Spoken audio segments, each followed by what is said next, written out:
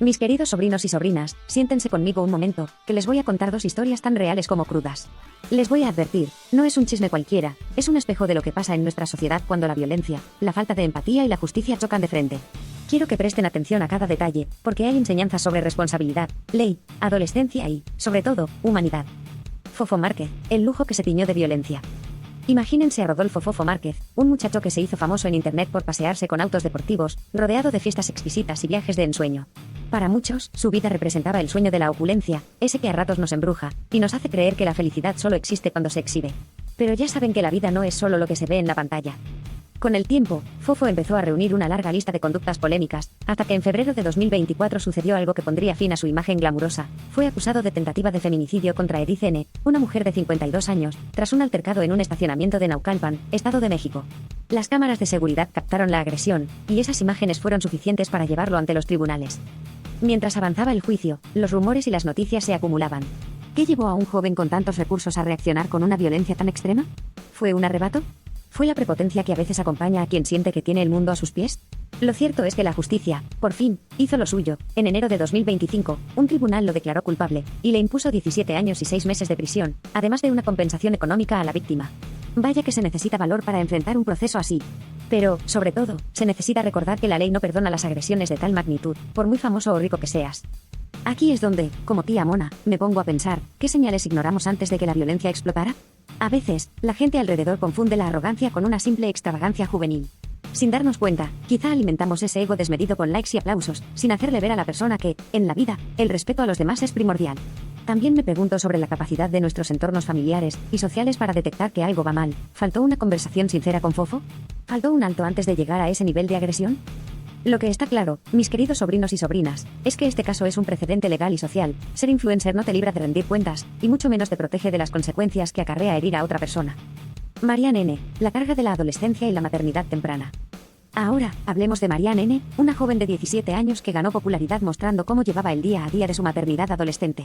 Sus videos y publicaciones inspiraban a muchos. Ahí veíamos consejos de cómo cuidar a un bebé, cómo sortear problemas de dinero, y las alegrías y cansancios propios de ser madre a tan corta edad.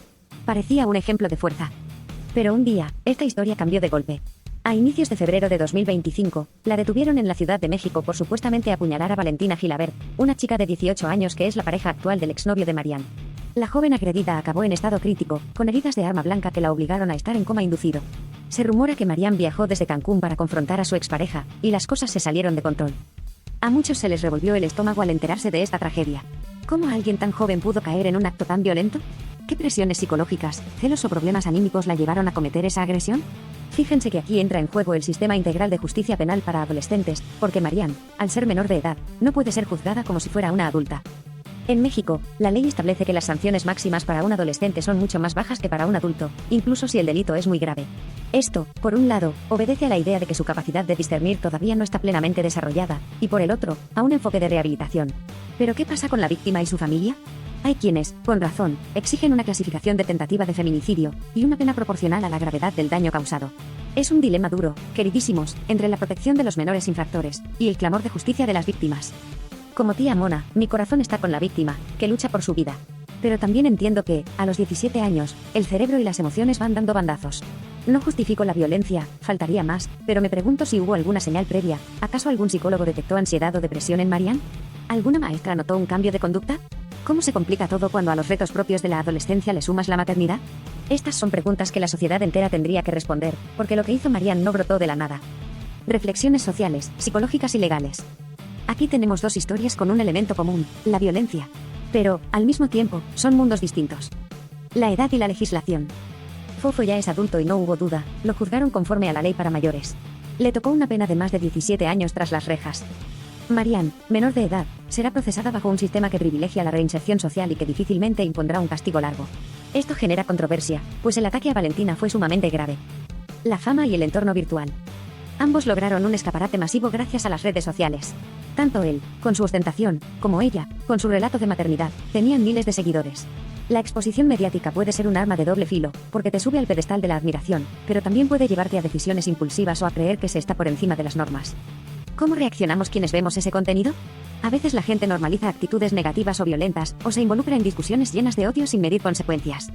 La respuesta de la justicia.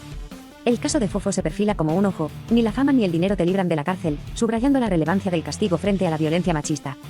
En cambio, con Marianne, la atención recae en el debate de la responsabilidad penal adolescente, y si 5 años de castigo, o menos, son suficientes frente a un crimen tan grave. Y, sobre todo, si el enfoque rehabilitador podrá realmente encauzar a una joven que, por la razón que sea, cruzó la línea de la agresión extrema. El rol de la comunidad y la familia. En el entorno de Fofo, tal vez muchos se beneficiaban o celebraban su vida fastuosa, sin cuestionar los vacíos emocionales o la conducta agresiva que finalmente estalló. Para Marianne, la gran interrogante es si tuvo el acompañamiento necesario. Ser madre a esa edad implica enormes presiones. Y si, además, se suma una ruptura sentimental, resentimientos o problemas psicológicos, pues el cóctel puede ser explosivo. ¿Dónde estaban los adultos que debieron guiarla, las instituciones que debieron intervenir? Mis queridos sobrinos y sobrinas, estas dos historias nos enseñan que la violencia no discrimina edad ni estrato social. Puede asomarse en el glamour de un influencer adinerado o en la vida aparentemente inocente de una joven madre. Y cuando surge, el daño puede ser irreparable para la víctima y para el agresor. Como sociedad, tenemos la obligación moral y legal de no ser espectadores pasivos. Debemos pedir cuentas a las autoridades, exigir que se cumplan las leyes sin favoritismos y, en especial, educar. Educar en el respeto, en el control de la ira, en la empatía, y en el acompañamiento a quien muestra signos de inestabilidad o violencia. También es responsabilidad nuestra ser más críticos con lo que consumimos en redes. A veces, aplaudimos actitudes tóxicas creyendo que es puro entretenimiento, sin preguntarnos si estamos normalizando comportamientos dañinos. La historia de Fofo y Marianne no es el fin, sino una llamada de atención sobre nuestras propias contradicciones. Ojalá aprendamos de estos casos y hagamos lo posible para que la violencia deje de ser vista como un suceso inevitable. Si queremos evitar más historias desgarradoras, cada uno de nosotros debe contribuir a forjar una cultura de paz, justicia y apoyo mutuo. Les mando un abrazo fuerte. Y como siempre digo, no se queden con la primera versión de los hechos, investiguen, cuestionen y, sobre todo, no pierdan la compasión que nos hace humanos. Porque al final, la verdadera riqueza no está en el lujo ni en los seguidores de redes sociales, sino en la capacidad de vivir en armonía con uno mismo y con los demás. Hasta la próxima.